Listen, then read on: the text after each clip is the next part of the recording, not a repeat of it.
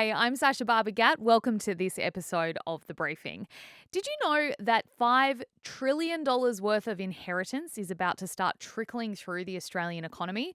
It's going to pass from boomers to their kids and their grandkids, as well as charity. Charity's going to get a big chunk, actually.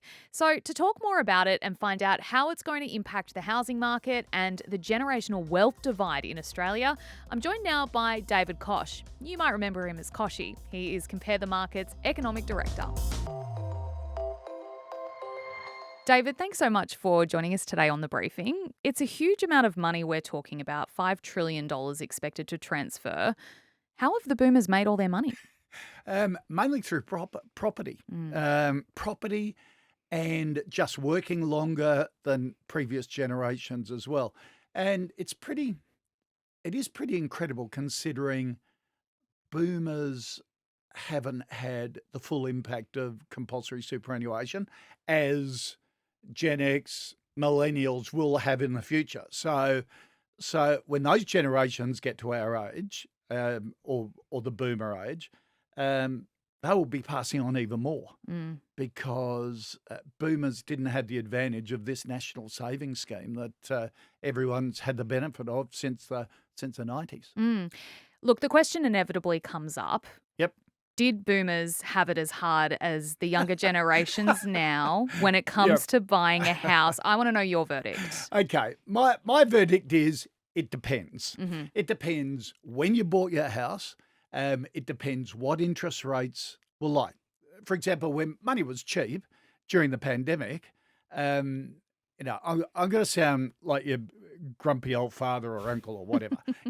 I went through 17% mortgages, much lower loan by comparison. And certainly today's home buyers and first home buyers need a bigger deposit and the size of their loan is a lot higher. Now, when interest rates were, a mortgage rate was 2%, my 17% was much harder. Now that home loan rates have gone to 6%, it is certainly today's home borrower is doing it tougher than a boomer did back in the 17% days. But this intergenerational argument has been going on for hundreds of years. Yep. Believe it or not, when I had hair in my 20s, I felt the same thing about my parents. You're making it harder for us to get into the market. I saw a clip from I think it was the ABC, from their archives of a land and house package sale back in the late 1960s. And they interviewed a couple who'd missed out on the auction. Exactly the same arguments. It was, the older generation, we got outbid by them. How can our age afford a home loan? And these prices, they were selling land packages for $2,000 at that stage. And so it's all pretty relative. And that's not diminishing how hard it is for everyone. It's just that when you make a big ticket item, like a home purchase, now it is going to be hard. It's hard for everyone unless, you come from a really wealthy family or you've inherited wealth or whatever. For the normal person, it's tough. For Lib and I was a cadet journalist at the time. Lib was a nurse. She had the money. We bought our first townhouse or apartment, 2-bedroom apartment in North Ryde in Sydney because it was the closest into the city that we could afford, and it was still a long way out. You could say, though, Ryde these days is almost I know. Just as expensive. You have to go much further out these days. I know because Sydney has grown and the population sort of has gone west Shifted. a lot further. Yeah. Look, let's talk about the inheritance issue, which you just touched on a little bit. So some experts have described the expectation of inheritance for today's younger people as warping the plans of the young people and what they're looking to do. Yeah. And I think what they're referencing there is the fact that a lot of the younger generations are waiting for that inheritance so they can buy a house, maybe choosing not to save right now, instead going, well, I know I'll be able to buy one day. In fact, I have a friend who said that to me the other day. What's your take on that? problem is mum and dad are living longer. Mm. That is the big issue.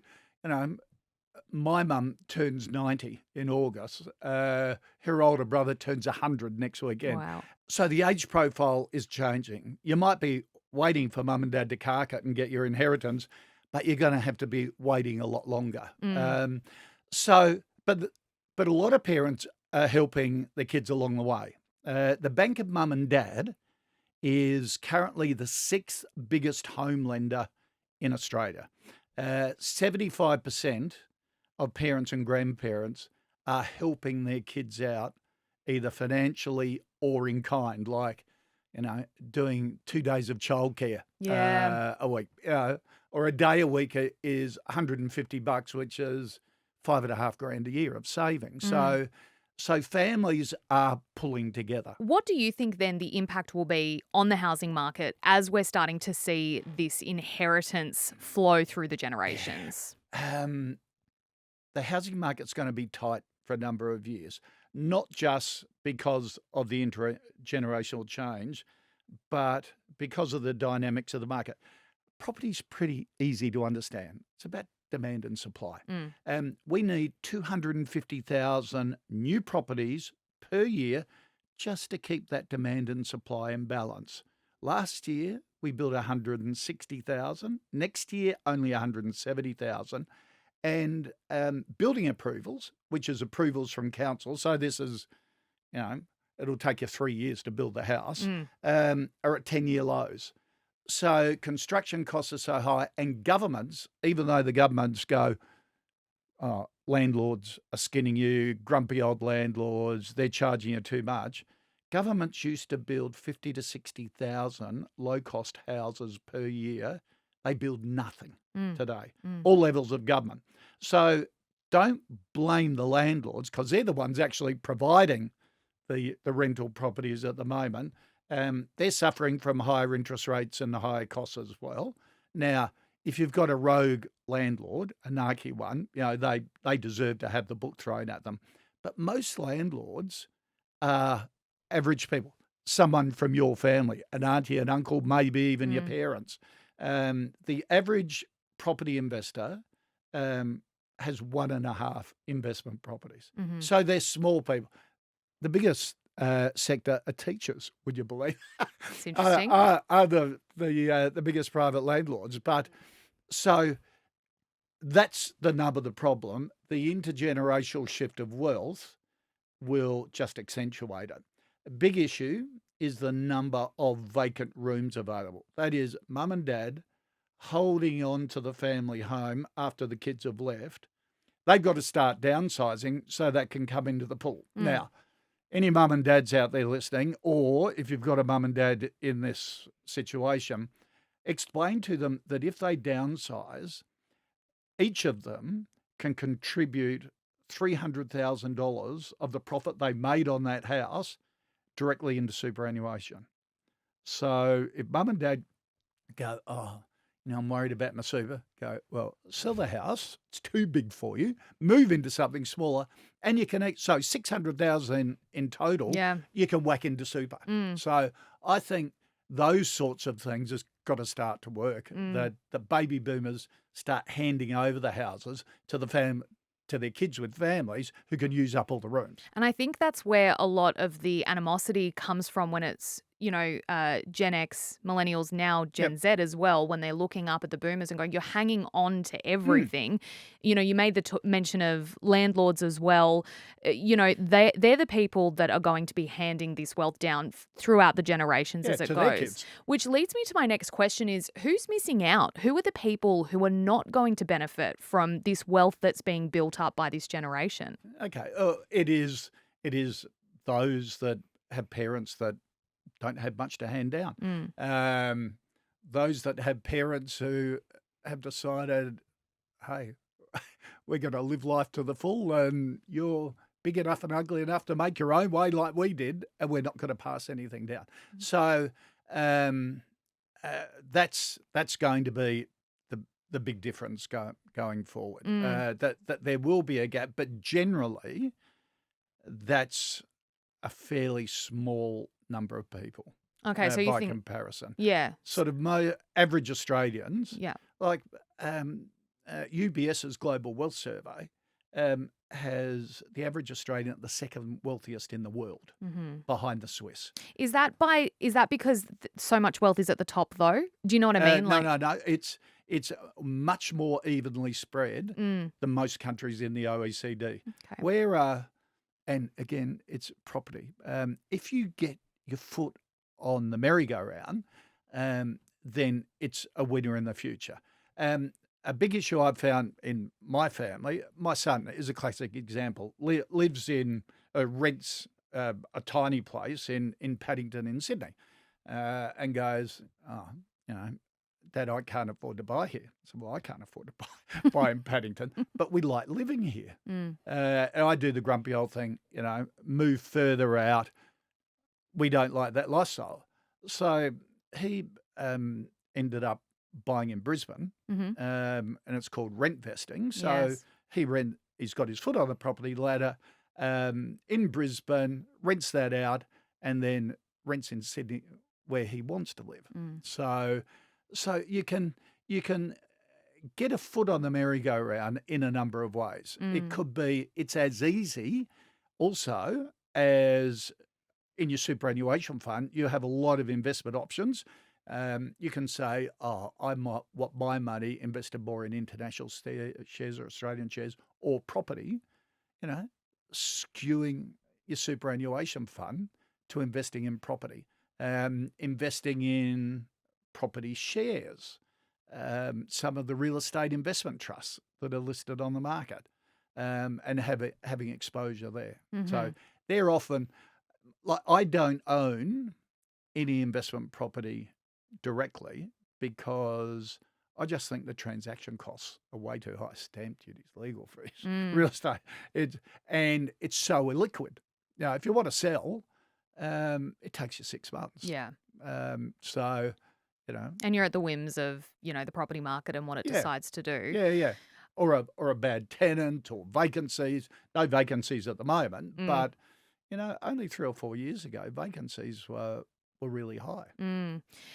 The question I've seen popping up in this conversation is around who is inheriting the money and who is giving the money, being that the people who are giving the money, the boomers, might have different societal expectations or beliefs or the way they go about their lives. They're giving money to this new generation or new generations that think differently to them. Now, the question's popped off is, well, will this have an impact on society? Do you think it will? Um, I think the basis is if you're the receiver, be grateful. No matter, you can't say, oh, I'm waiting for the inheritance and I want it this way and that way. I want to decide how you distribute it. Like a lot of boomers will leave a lot to charities. Well, that's their prerogative, and society benefits from that, and that's a great thing.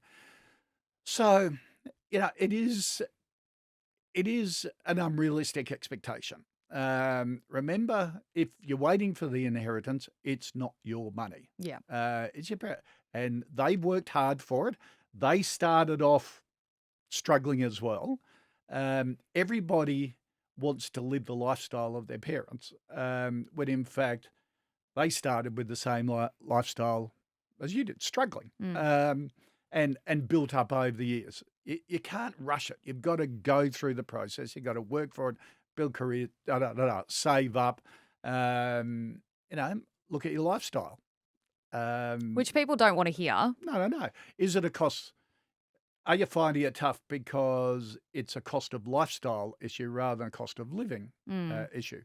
I point people to what I call my lockdown budget.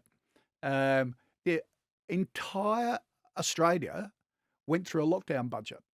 We were locked down, and yes, we bought a new sofa, or we bought a bread maker online, all that sort of stuff. We went for picnics because we had to keep social distancing within 5Ks. Life was pretty simple. And Australia's savings level went to record heights because we We couldn't go out, we couldn't travel. Exactly right. couldn't travel, or we couldn't travel overseas, but we could go to a caravan park up the coast. True. And, I'm probably relaying the stories that your parents are telling you, that we didn't go overseas. We went to caravan parks up the coast.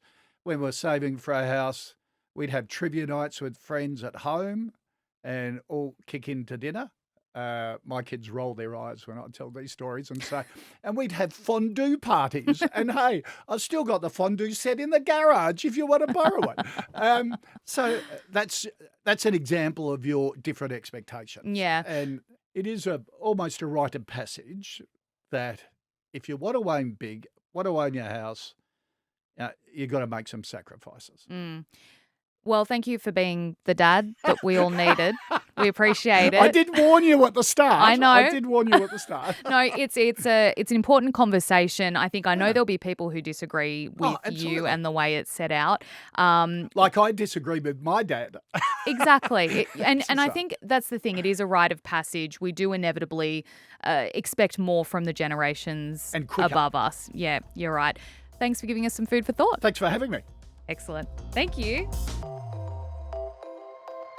Well, that is it for this episode. Thanks so much for watching. If you haven't yet, please like and subscribe and keep up to date with everything we do here at The Briefing. But also leave a comment below and let us know what you thought of this chat. I'm Sasha Barbagat. Catch you next time.